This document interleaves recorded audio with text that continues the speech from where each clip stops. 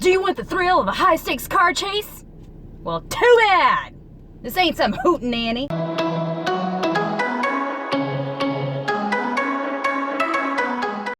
Hello everyone and welcome to my channel. I'm Ian Chaffin, author of a lot of books and knower of things, and today the glare is strong with my glasses. Oh yeah. So excuse the weird setup, I'm just trying something new here, and it's probably has nothing to do with everything around my room that is trashy and messed up and all that. I haven't been making tons of masks or anything. But today is super extra exciting because not only is this another episode of my awesome self, or something like that, it is also another episode of Wordstock with so many authors, it's amazing. And I want to give a huge thank you to Story Detective for setting this all up. It's so awesome. And if you are interested in everyone's suspense and tension videos, don't worry, I will totally link to them with this video, or in this video. Yes, either at the end, down in the description, or wherever I can put it, pretty much. So before this video gets too long, let's get into it. So suspense and tension have long been melded together. People have used them interchangeably, but there are differences between the two, and it's a big difference when you start looking at the definitions of them. So this episode I'm going to go over suspense, and the second episode of this massive author collaboration will be on tension, and also how suspense and tension really differ from each other, where you can like process it, all that loveliness, and then go, oh, I get it now. But before you go, wait, aren't they the same? They are technically different, especially if you're a nerd like me who loves words and all of that. But they do work together within stories. So yes, they're like twins. You know, they seem very, very similar, but they are separate people. So yeah. Like a word nerd like me, I love definitions. I love etymology. Ooh, yay. And once you look at the definition of the word suspense, it starts to make a lot of sense. Inside stories and books, suspense is that feeling you get when you know something bad or good is about to happen, but you don't know what, but you know it's coming, but you don't know, but you know it's coming, and you're just like, and with this, suspense can be good or bad. It could be, oh my gosh, this is the most exciting time of my life. Yeah, I'm so excited. Eee! Or it could be, oh my gosh, I can't believe it. I'm gonna faint.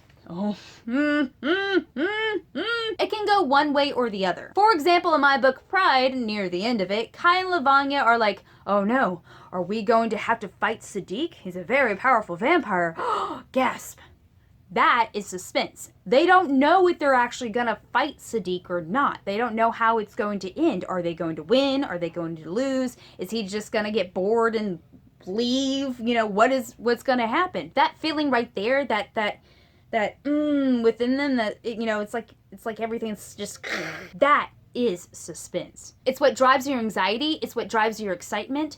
That right there is suspense. It's that moment in the book when you're like, oh no, what's going to happen? But it also leads to that feeling within you of excitement, yay, or devastation. Oh. It just depends on how the storyteller is trying to tell the story. Is it a love story? Are they gonna get together? Or is it a devastating horror story where you're like, oh no, walk out, don't go in that door, don't go in that door. Fun fact, this is one of the reasons why I don't go to movie theaters anymore, because I always have a person do that. Like even when it's not a horror movie. What in the world? But before you go, oh, it's all hunky-dory, yes, I totally get it, I can do suspense now.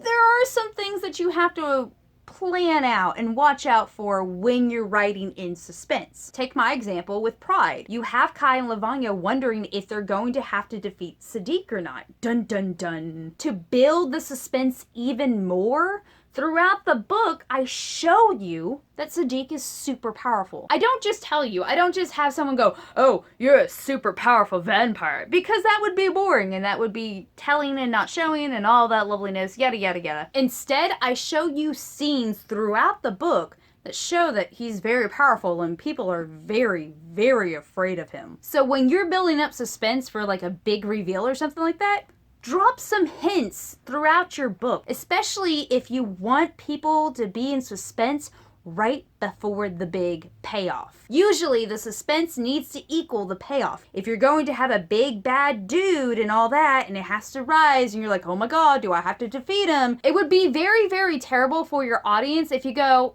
nope, he just randomly died. That would be one way for your book to end up in the trash. So, you know, recycle. Read and recycle. Instead, you need to have that big bad dude be a big bad dude. You've been talking about it. The suspense has been building and building and building. It needs to be huge payoff. Huge suspense, huge payoff. Now, another question comes to mind. Do you have to have a big payoff for your suspense? In all honesty, you could do what anime does sometimes. You can have the suspense grow and grow and grow and grow and stop. And then fall flat and you're like, wait, what just happened?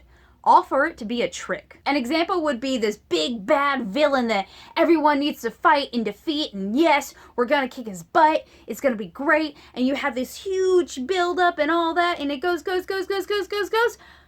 and then nothing.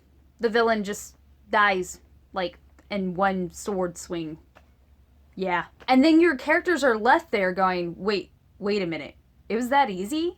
Maybe some of them are in the background going, yay, we defeated the villain. Maybe some characters are going, no, it couldn't be that easy. And then, without any of the characters noticing, except for one who might be mute and all that, so they can't really tell anyone, the villain starts rising from the dead and slices them all. Oh! But that right there would be a huge payoff. Because, you know, you basically tricked your audience into thinking that nothing's gonna happen. And then boom, something really terrible happens. And you're like, they would be like, aha, I knew it.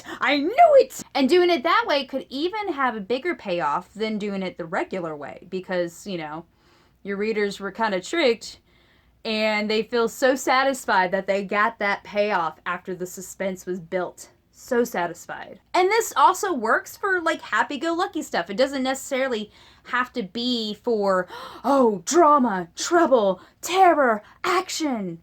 It could be for romance. It could be for just slice of life stuff. Yada, yada, yada. For example, is the town hero going to make it to the baseball game before it ends? Or is he just going to be out of luck for winning the championship? Or a classic in romance would be at the airport. You have the girl just standing in line and she's about to get on her plane, and when the guy is running through everything, and like, seriously, how does he get through security? Like, oh my gosh. But he's running and he's trying to catch up and he's like, no, wait. And she turns at the last second.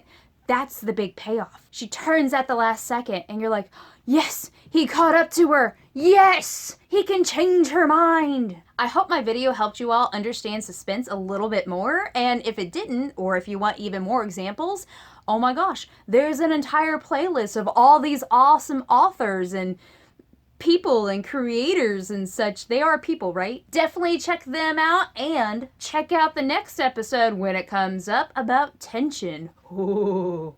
Yay. And thank you all for watching my video, and I'd like to give a big shout out to Cameron Jackson. Thank you, Cameron Jackson, for watching, and I'll see y'all later, alligators. Bye-bye. The glare is definitely strong with this one.